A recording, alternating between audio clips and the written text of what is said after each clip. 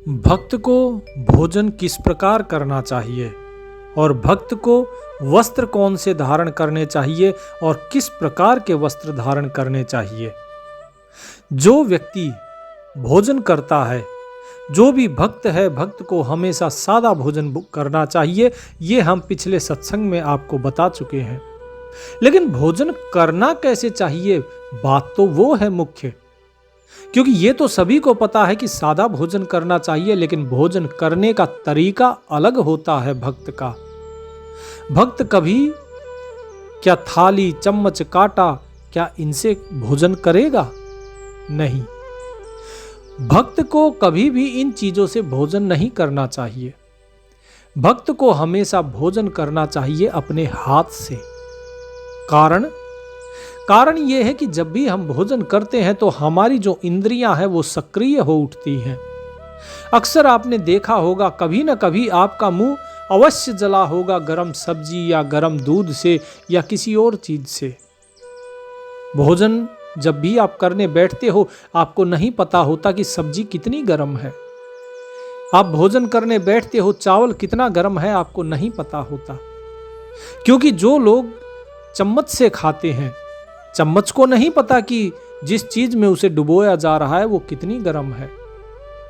कई बार बालक जो हैं वो रोटी खाते हैं और एकदम से मुंह जल जाता है, ना निगलते बनता है ना बाहर निकालते बनता है। तो इसीलिए जब भी आप भोजन करते हैं तो भोजन करने का एक सलीका होता है, एक तरीका होता है। भोजन इस प्रकार से किया जाए जिससे वो ज्यादा से ज्यादा आपको पोषण दे सके। ये आपने सभी ने सुना होगा कि भोजन चबा चबा कर करना चाहिए। ये भी आपने सभी ने सुना होगा कि जो भोजन है, भोजन करने से आधे घंटे पहले से ही पानी पी के रखो, लेकिन भोजन करने के आधे घंटे के बाद पानी नहीं पीना। आपने ये भी सुना होगा, कुछ लोग कहते हैं 1 घंटे तक पानी नहीं पीना और भोजन करने से 1 घंटे पहले ही पानी पी लेना चाहिए। लेकिन ये सब क्यों? भोजन चबा चबा कर करना चाहिए, ये भी आपने सुना है। लेकिन क्या आपने कभी ये सुना है कि भोजन को चम्मच से नहीं खाना चाहिए?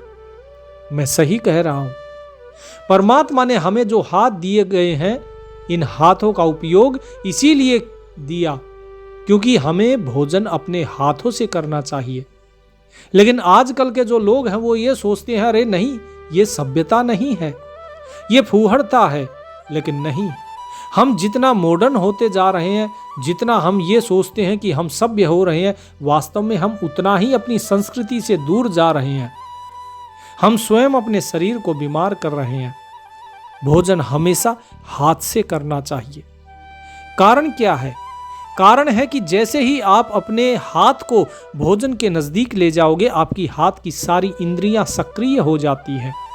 ये आपको बताती हैं कि भोजन कितना गर्म है, ये आपके खाने लायक है या नहीं है। भोजन में जब आप अपनी उंगलियां डालते हैं तो वो उंगलियां बताती हैं कि कितना ज्यादा तीखा भोजन है, क्या ये आपके स्वास्थ्य के लिए सही है या नहीं है। अगर मिर्ची अधिक होगी तो आपकी उंगलियों में जलन होगी। यदि भोजन ज्यादा गर्म होगा तो आपकी उंगलियां ही पहले बता देंगी, आपकी जीभ में जलने के बाद छाले नहीं होंगे। ठीक इसी प्रकार जब आप पानी पीते हैं तो पानी को हमेशा ओक लगाकर पीना चाहिए।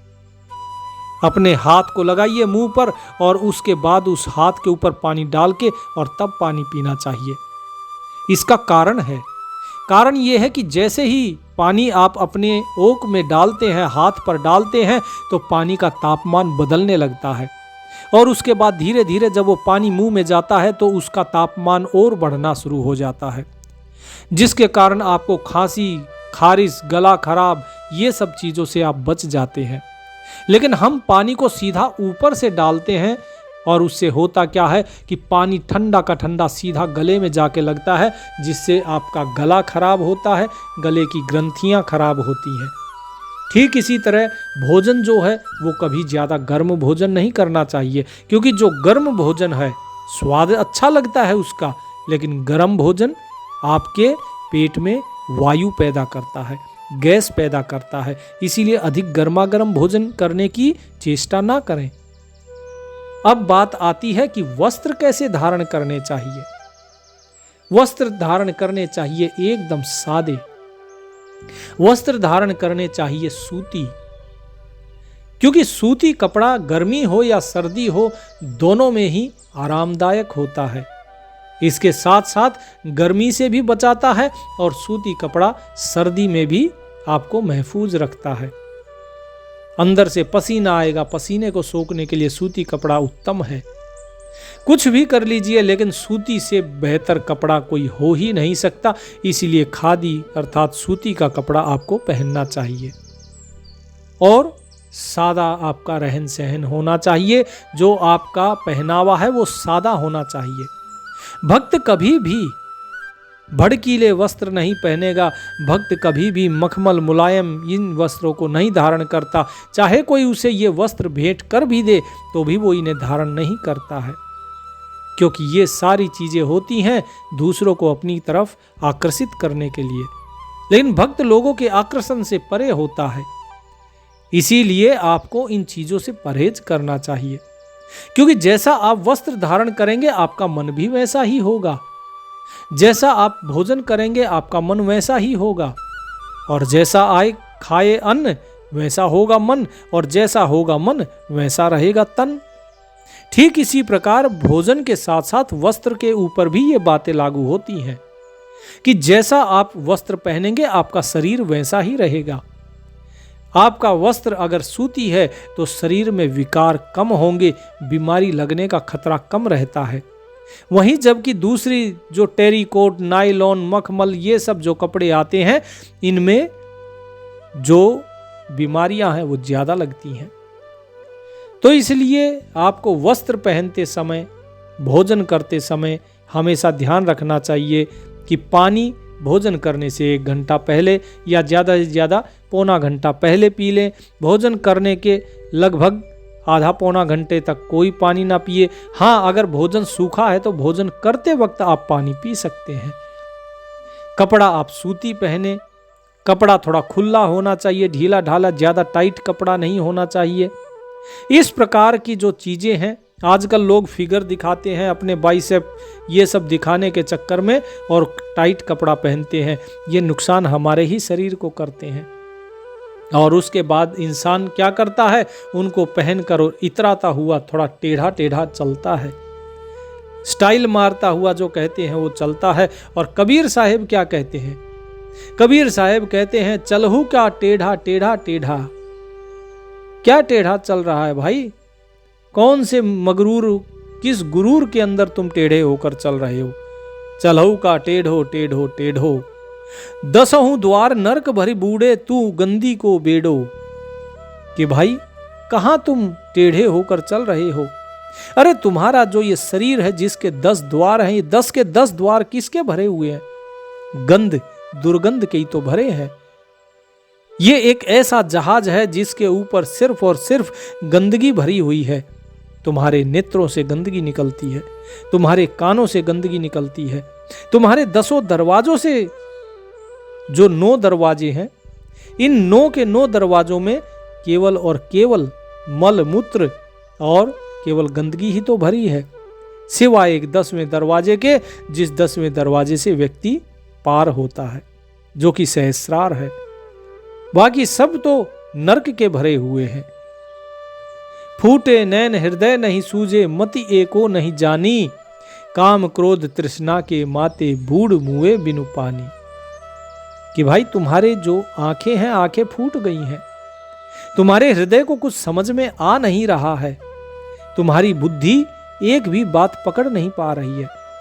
तुम संसार को दिखाते हो कि देखो मैं कितना सुंदर हूं, वास्तव में तुम्हारे वस्त्र सुंदर हैं, तुम सुंदर नहीं हो। तुम तो जैसे थे तुम वैसे ही हो। ना तुम सुंदर हो ना असुंदर हो, ना तुम भद्दे हो ना तुम भद्र हो, तुम तो जैसे हो वैसे ही हो। दिखता है तो केवल तुम्हारा वस्त्र। तुम उन वस्त्रों को ही तो दिखाने की होड़ में लगे हुए हो और तुम दूसरे के भी वस्त्रों को ही देखते हो। हर व्यक्ति सिर्फ अपने वस्त्रों को दिखाना चाहता है कि मैंने कितने बढ़िया वस्त्र पहने हैं। आप कभी तैयार होकर जाइए, अपनी तरफ से आप बड़े अच्छे सुंदर वस्त्र पहनकर जाते हैं किसी भी पार्टी फंक्शन या किसी विवाह समारोह में, कोई आपसे पूछता है क्या, अरे भाई बड़ा अच्छा सूट सिलवाया, कहाँ से सिलवाया, कितने रुपए का है, कितना महंगा है? कोई कीमत पूछता है? कोई नहीं पूछता। कोई नहीं कहता आपको कि आप कितने सुंदर लग रहे हो, क्योंकि हर कोई सिर्फ अपनी तारीफ सुनना चाहता है, वो दूसरी की तारीफ नहीं करता है। और आप फिर भी इन्हीं चीजों में उलझे हुए हो।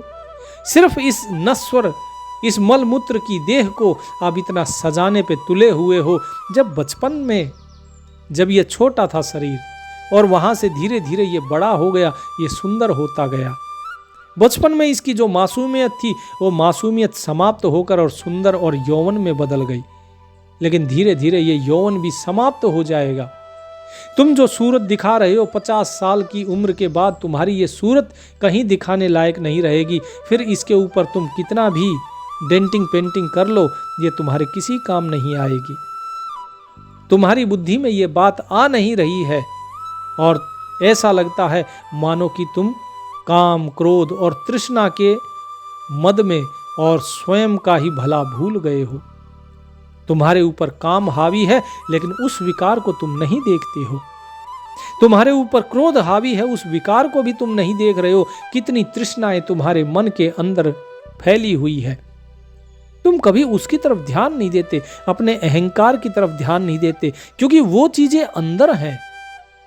वो चीजें अंदर हैं, किसी को दिखाई नहीं देती, लेकिन बाहर ये शरीर जो दिन पर दिन बूढ़ा होता जा रहा है, तुम इसे दिखाने पर लगे हो। तुम केवल इसे ही सुंदर बनाने पर तुले हुए हो, लेकिन अपने अंदर आत्मा को सुंदर बनाना भूल गए, अपने मन को सुंदर बनाना भूल गए।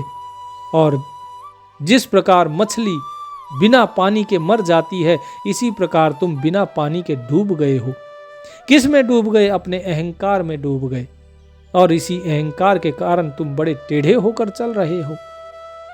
कबीर साहिब कहते हैं कि जो जारे तन भस्म होए धूर, गाड़े किरमिटी खाई, सीकर स्वान काग का भोजन तन की यह बड़ाई। कि जिस शरीर को तुम इतना सजा रहे हो, इस शरीर की केवल इतनी ही बड़ाई है कि ये जब समाप्त हो जाएगा, ये खत्म हो जाएगा, तो इसको कोई जला देगा। हिंदू इसे जला देंगे और ये भस्म हो जाता है, धूल हो जाता है, मिट्टी हो जाता है। और जो मुसलमान है, ईसाई हैं, ये इसे गाड़ देंगे धरती में, और होगा क्या? इसे कीड़े मकोड़े खाएंगे, इसे कुत्ते नोच कर खाएंगे, उखाड़ उखाड़ कर मिट्टी को। तुम इसी शरीर की इतनी बड़ाई कर रहे हो। इस शरीर को तुम सजाने पे तुले हुए हो, जिसका भोजन ये सीकर, स्वान, काग, इनका भोजन है। अर्थात जो सियार है, कुत्ते हैं, कौवे हैं, इनका भोजन है ये शरीर। और तुम इस तन की ये बड़ाई समझते हो कि ये सुंदर है। ये तन तो मात्र एक साधन था भक्ति का। ये तन साधन था उस परमात्मा तक पहुंचने का। ये तन साधन था स्वयं की आत्मा को जानने का।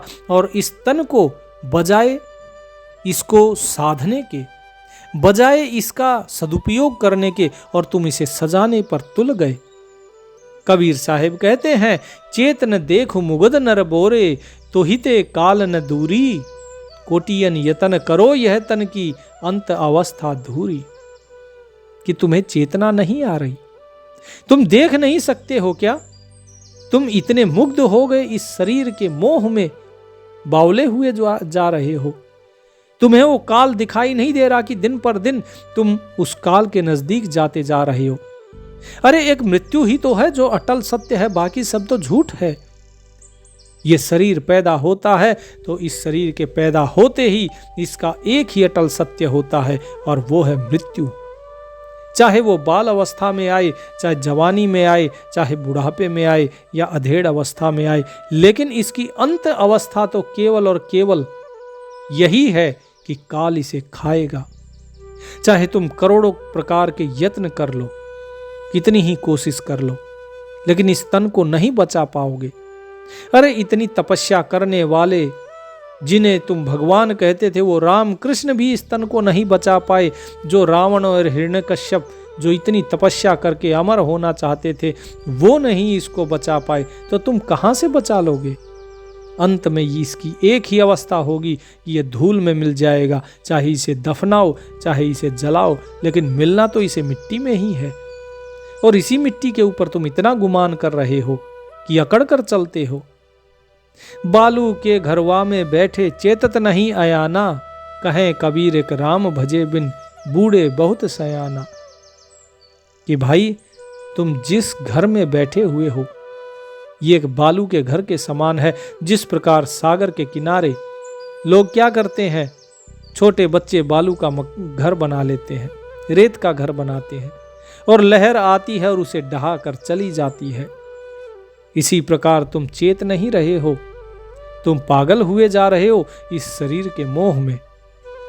लेकिन कबीर साहब कहते हैं कि भाई बिना उस मालिक का भजन किए, बिना उस राम को भजे, इस संसार से कितने ही चले गए, कितने ही लोग इस भवसागर में डूब गए।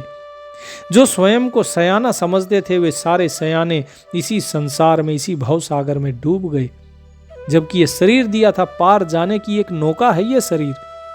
तुम इस नौका में बैठे हुए हो और इस नौका को तुम खे नहीं रहे हो। इस नौका को चलाओ, और इस नौका को चलाओगे तो ही इस भवसागर को पार कर पाओगे।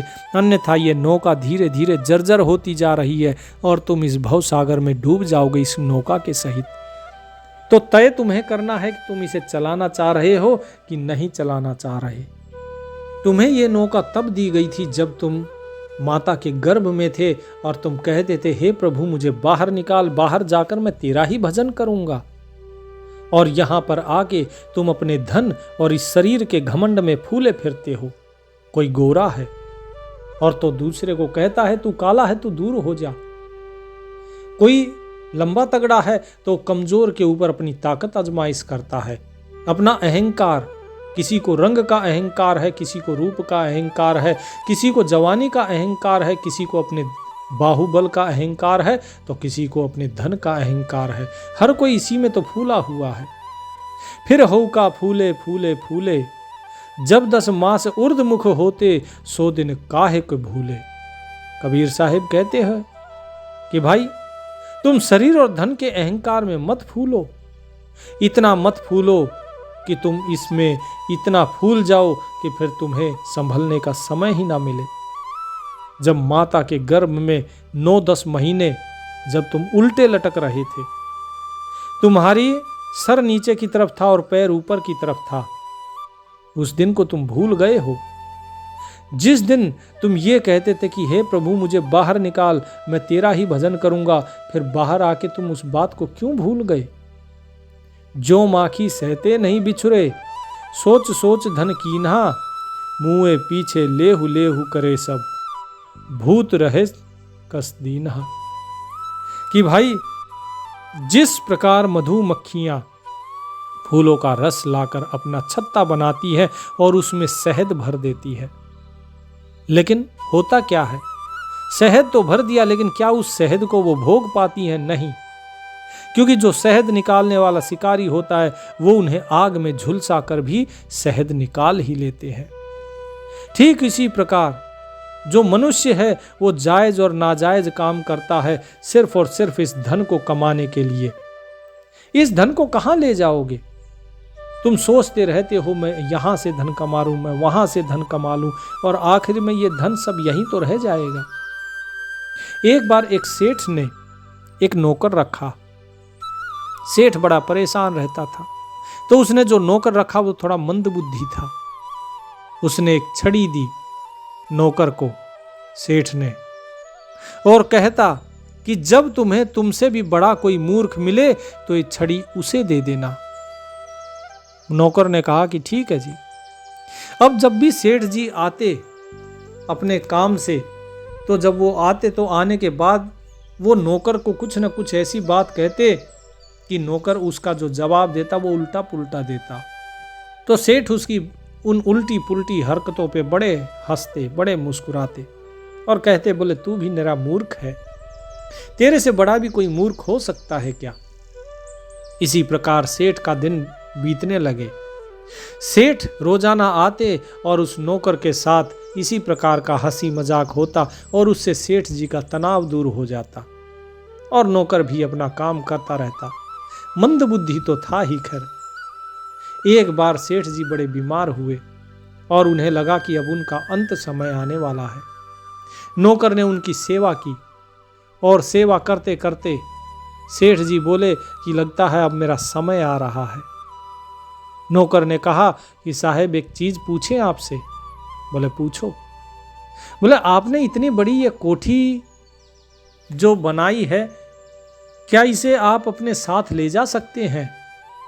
तो सेठ जी बोले कि वहां पे कोठियां नहीं जा सकती साथ में, जहां मैं जा रहा हूं वहां पे कोई धन दौलत नहीं चलती। बोले सेठ जी आपने वहां पर जाने के लिए गाड़ी तो खरीदी होगी।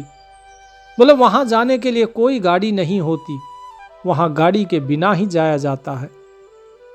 तो नौकर ने कहा तो फिर तो आपने कुछ मुलाजिम तो रखे होंगे जो आपको अपने कंधे पर पालकी पर बैठा के लेके जाएं। सेठ जी ने कहा नहीं रे पागल, वहां पर कोई पालकी कोई कहार नहीं चलते हैं, वहां पर कुछ भी काम नहीं आता, ये धन दौलत कुछ काम नहीं आता। वो नौकर उठा और अपने कमरे में गया और कमरे से वो छड़ी निकाल के लाया और सेठ जी को देते हुए बोला कि सेठ जी आपने ये छड़ी एक दिन मुझे दी थी और कहा था जो तुझसे भी बड़ा मूर्ख मिले उसे ये छड़ी दे देना। आज मैं छड़ी आपको दे रहा हूं। सेठ ने पूछा कि ऐसा क्यों? तो नौकर ने कहा कि आपने सारी उम्र यहां पर आपने रहने के लिए, जहां आपको रहना ही नहीं, जहां से आपने एक दिन जाना है, आपने वहां के लिए सारी चीजें कमाई और सब कुछ यहीं छोड़कर जा रहे हैं। और जहां आपको जाना है वहां पर जो चीज काम आती है वो चीज तो आपने कमाई ही नहीं। आपने सारा धन, अपना सारा जीवन खर्च दिया सिर्फ उन चीजों को कमाने के लिए जो यहीं छूट जाएंगी, जो आपके साथ नहीं जाएंगी। अब बताइए मुझे कि आप मूर्ख हुए या होशियार हुए? सेठ को अपनी गलती समझ आ गई कि नौकर सही कह रहा है। सारी उम्र निकल गई लेकिन कभी सुमिरन भजन बंदगी नहीं की जो मेरे आगे काम आने वाली थी। कबीर साहिब कहते हैं, कबीर सोधन संचिए जो आगे को होए, शीश चढ़ाए गाठरी ले जात न देखा कोई। कि भाई धन का संचय उसका करो जो तुम्हारे आगे काम आए। इस मृत्यु के बाद जब तुम्हें आगे जाना होगा, आगे की यात्रा में जब तुम्हें जो धन काम आएगा उसका संचय करो, उस धन को कमाओ। क्योंकि ये जो सांसारिक धन है इसकी गठड़ी बांध कर जाते हुए हमने आज तक किसी को नहीं देखा। साहिब कहते हैं कि भाई तुमने कितने ही रिश्तेदार, सगे संबंधी, मित्र कुछ भी कमाया हो, कौन जाएगा तुम्हारे साथ? जो माखी सहते नहीं बिछुरे, सोच सोच धन कीन्हा, मुँह पीछे लेहु लेहु करें सब, भूत रहन कस दीना। देहरी लोबर नार संग है, आगे संग सुहेला, मृतक थान लो संग खटोला, फिर पुनि हंस अकेला। कि भाई जो तुम्हारा धन है, तुम जो धन सोच सोच कर इकट्ठा करते हो, उस सोच जरा कि उस धन को तो चोर, डाकू, लुटेरे, राज्य के कर्मचारी और तुम्हारे संबंधी सभी तुम्हें दुख दे देकर हड़पते रहते हैं। तुम सारी उम्र पैदा होने से लेकर जब से तुम नौकरी लगते हो, कमाना शुरू करते हो, तब से लेकर और मृत्यु तक तुम जिनका पेट भरते हो वही तुमसे कहते हैं कि तुमने हमारे लिए ऐसा क्या किया। ये तो सारा संसार करता है। मर जाने के बाद परिवार वाले तुम्हारे जो धन है उस धन को ये मेरा है, ये मेरा है कहकर उस पर टूट पड़ते हैं। तुम्हारी अर्थी उठी नहीं, तुम्हारा जनाजा उठा नहीं है, उससे पहले ही वो तुम्हारे धन पर टूट पड़ते हैं। ऐसे में बताओ तुम्हारा धन कैसे सुरक्षित रह सकता है? मरने पर पत्नी, जो कि सबसे बड़ी साथी है, जिसे अर्धांगिनी कहा जाता है, वो भी केवल घर के दरवाजे तक ही तुम्हारे साथ जाती है। और जो तुम्हारे मित्र, भाई, बंधु हैं, वो केवल शमशान तक ही तुम्हारे साथ चलते हैं। उसके आगे तुम्हारी जो अर्थी है वो अर्थी भी केवल चिता तक ही साथ दे पाती है, इसके आगे तो कोई साथ दे ही नहीं पाता। फिर तो ये चेतन हंस अकेला ही उड़ता है। जिसको ये कहता था ये मेरे हैं, ये मेरा बेटा, मेरी बेटी, मेरी पत्नी, मेरे माता पिता, भाई बंधु कुटुंबी, वे सभी यहीं रह जाते हैं, कोई साथ नहीं जाता। और तुमने किसके लिए अपनी ये कीमती श्वासें गंवा दी? और एक बार सोचो तो सही इसके बारे में बैठकर। जारे देह भस्म होए जाई, गाड़े माटी खाई, काचे कुंभ उदक जो भरिया, तन की यह बड़ाई। कि हे मेरे भाई, इस तुम्हारे शरीर की बड़ाई ही क्या है? अरे ये तो ऐसा ही जैसे कच्चे मटके में अगर कोई पानी भर दे तो क्या होता है, वो मटका फूट जाता है और कीचड़ ही कीचड़ हो जाता है, वो मटका नष्ट हो जाता है। बस ऐसा ही है ये शरीर। और जैसे ही ये शरीर नष्ट होता है, इसको अगर जला दिया जाए तो ये भस्म हो जाएगा, गाड़ दो तो भी ये मिट्टी हो जाएगा। अरे ये माटी की देह है, इसे अंत में माटी में ही तो मिलना है, और तुम इसी की बड़ाई में लगे हुए हो। अरे राम न रमसी मोह के माते, परेहु काल बस कुआ, कहे कबीर नर आप बंधायो, जो ललनी भ्रम सुआ। कि भाई तुमने राम को नहीं रटा, तुम उस राम में नहीं रमे, तुम केवल मोह में रमे रहे, इस संसार के मोह में, पत्नी के मोह में, पुत्र के मोह में, धन के मोह में, तुम अपने इस शरीर के मोह में लगे रहे, लेकिन कभी उस राम के साथ एक नहीं हुए, उससे नहीं रमे तुम। अब तुम काल के वश पड़ गए हो। अब ये काल तुम्हारे सिरहाने खड़ा है, अब ये काल तुम्हें ले जाएगा। जिस प्रकार से जो तोता होता है, तोता क्या करते हैं, तोते को पकड़ने वाले वो एक धागे में नली बांध देते हैं, उस नली के ऊपर जैसे ही तोता बैठता है, वजन के कारण तोता नीचे लटक जाता है, और डर के मारे वो और भी ज्यादा मजबूती से उस नली को पकड़ लेता है, और जो शिकारी होता है वो उस तोते को पकड़ लेता है और वो हमेशा के लिए कैद में फंस जाता है। ठीक इसी प्रकार तुम भी स्वयं ही अपने इन सांसारिक प्रलोभनों के चक्कर में पड़ के, इसके मोह में पड़ के और भय के कारण अपने आप को स्वयं बंधनों में बंधा हुआ मान लेते हो। तुम्हें लगता है कि मैं इनसे अगर छूट गया तो मैं समाप्त हो जाऊंगा, ऐसा नहीं है। जिस प्रकार तोता भ्रम में पड़ जाता है कि यदि मैंने इस नली को छोड़ दिया तो मैं गिर जाऊंगा, वो भूल जाता है भय के कारण कि उसके पास पंख भी हैं, वो उड़ सकता है। ठीक इसी प्रकार तुम भी भय के कारण अपने सत्य स्वरूप को भूल जाते हो, और जब सत्य स्वरूप को भूल जाते हो तो तुम मोह के वशीभूत होकर इस संसारिक कुएं में पड़ जाते हो। और ये काल जो है, ये काल तुम्हें हमेशा हमेशा के लिए 84 लाख योनियों रूपी कैद में तुम्हें बंद कर लेता है। जैसे तोते को पिंजरे में बंद कर दिया जाता है, इसी प्रकार तुम भी पिंजरे में बंद हो जाते हो। तुम स्वयं के सत्य को कब जानोगे? तुम्हारा ये जो शरीर है, इस शरीर को ही तुम सत्य मानते हो, तो जरा सोचो, जब तुम सो जाते हो तब तुम्हारा ये शरीर कौन चला रहा होता है? तुम्हारी सांसों को कौन चला रहा होता है? तुम्हारे दिल की धड़कन को। क्योंकि यदि तुम शरीर हो और तुम ही सब कुछ चला रहे हो, तो जब तुम सो जाते हो तो तुम्हारा कोई नियंत्रण होता ही नहीं। फिर बताइए, ये सांसें कौन लेता है? कौन तुम्हारी धड़कनों को चलाता है? जरा सोचो।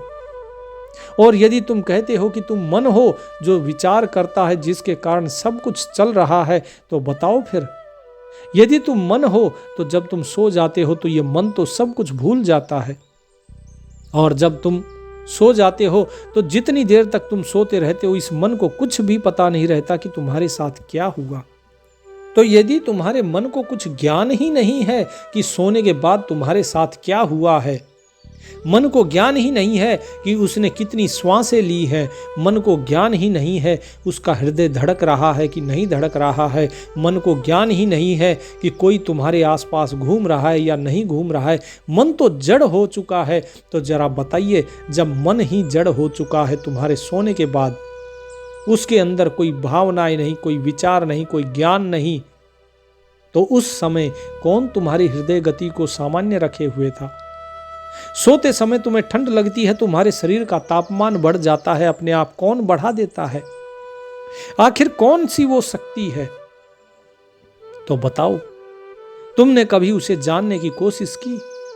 बहुत से लोग कहेंगे, बोले जी वो आत्मा है, लेकिन ये कह देना कि वो आत्मा है, ये तो आपने दूसरे लोगों से सुना है। क्या अगर आप कहते हैं वो आत्मा है, क्या आप उसका स्वरूप जानते हैं? क्या आपने उस आत्मा को कभी अनुभव किया है, कभी देखा है, जिससे आप ये प्रमाणित कर सके कि हाँ आप आत्मा हैं? आपने किसी को नहीं देखा। फिर लोग कहेंगे वो ईश्वर ही है जो सब कुछ कर रहा है। आपने ईश्वर का भी कभी आभास नहीं किया। उसे ही तो जानना था जो तुम्हारी इन धड़कनों को चला रहा है, जो आपकी सांसों में बसा हुआ है, वही तो जो आपकी ऊर्जा बना हुआ है इस शरीर के अंदर, जो आपके तापमान को बनाकर रखे हुए है, उसी को तो जानना था। लेकिन उसको छोड़कर आपने इस शरीर को ही जाना, इस शरीर के ही भरण पोषण में लगे रहे। इस शरीर को क्या अच्छा लगता है वो इसे खिलाओ, इस जिह्वा को क्या अच्छा लगता है वो स्वाद इसे दो, इन आंखों को क्या अच्छा लगता है वही दृश्य इसे दिखाओ, इस कानों को क्या मधुर संगीत अच्छा लगता है इसे वही संगीत सुनाओ। सब कुछ शरीर के लिए ही करते रह गए। ये शरीर किस कपड़े को पहनकर अच्छा लगेगा इसे वो वस्त्र पहनाओ। सिर्फ इस शरीर को ही अच्छा बनाने में हम लगे रह गए, लेकिन कभी स्वयं को, अपने मन को हमने अच्छा बनाया ही नहीं। कभी अपने मन के विकारों की तरफ हमने देखा ही नहीं। यदि कोई गलती से हमारे मन के विकार हमें दिखा देता है तो हमें गुस्सा आता है। हम उस व्यक्ति से बात नहीं करते क्योंकि उसने हमारी गलतियां हमें दिखा दी।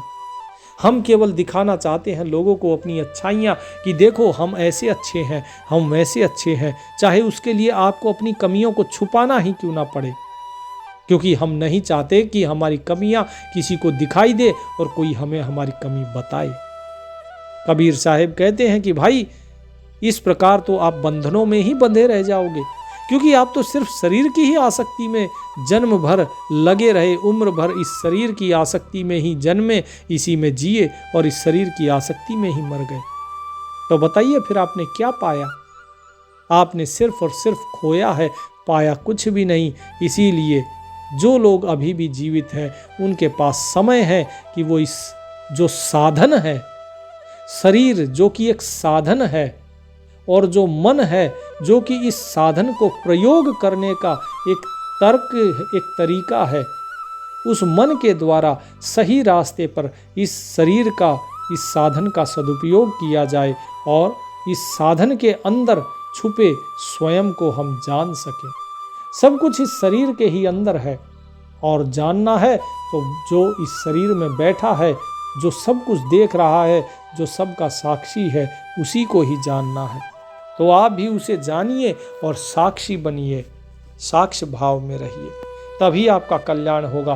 अन्यथा शरीर तो नश्वर है, एक न एक दिन तो जाएगा ही। परमात्मा आप सभी का कल्याण करें। सत साहिब।